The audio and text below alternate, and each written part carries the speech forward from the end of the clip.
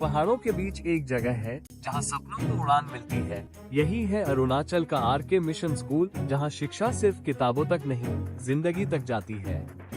सुबह का समय था। आरके मिशन स्कूल आलोक में बच्चे खुशी खुशी पिकनिक के लिए तैयार हो रहे थे। बच्चों, आज हम लोग सियोम नदी के किनारे पिकनिक के लिए जा रहे हैं। सब लोग अपनी बोतलें, लंच और नोटबुक्स लेना न भूलें। सियोम नदी तो हमारे गांव के पास ही है। मैं सबको वहां का सबसे सुंदर स्थान दिखाऊंगा। बस चली। पहाड़ी रास्तों पर, झरनों के बीच सबके चेहरों पर उत्साह और जोश झलक रहा था। थोड़ी देर बाद बस रुकती है। बच्चे सियोम नदी के किनारे उतरते हैं।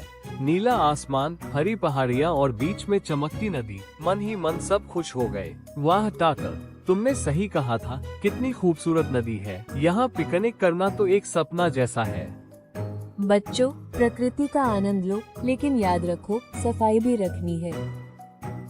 लेकिन जैसे ही बच्चे नदी के आगे बढ़ते हैं, उनका चेहरा थोड़ा उदास हो जाता है। अरे, ये सब प्लास्टिक और कचरा कौन छोड़ गया? ये तो बहुत गलत है ना। इतनी प्यारी नदी को ऐसा कैसे गंदा कर सकते हैं?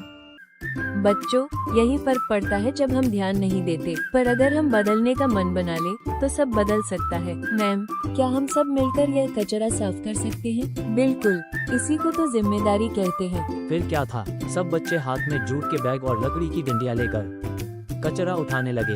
कुछ गा रहे थे, कुछ हंस रहे थे, पर सबके मन में एक ही बात थी, अपनी सियोम नदी को वापस सुंदर बनाना है। देखो टाकर, यहाँ तो अब फिर से पानी चमक रहा है। हाँ, जैसे हमारी नदी फिर से मुस्कुरा गई हो। काम के बाद सबने एक साथ बैठकर लंच किया। मैम, अगर मैं बड़ा होकर आर्मी में जाऊँ, तो क्या मैं अपने गांव के लिए और ज्यादा कर सकता हूँ? टाकर, आर्मी देश की रक्षा करती है, पर जो देश को साफ रखता है, वो भी एक सोल्जर है। तुम आज से ही एक छोटे सोल्जर बन गए हो। टाकर मुस्कुराकर आसमान की तरफ देखता है।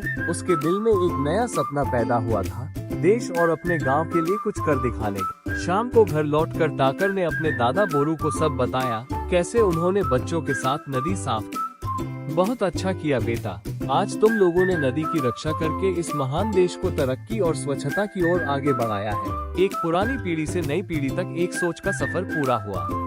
जब बच्चा अपने गांव को साफ रखता है, तो वो सिर्फ एक नदी नहीं, पूरे देश को सुंदर बनाता है।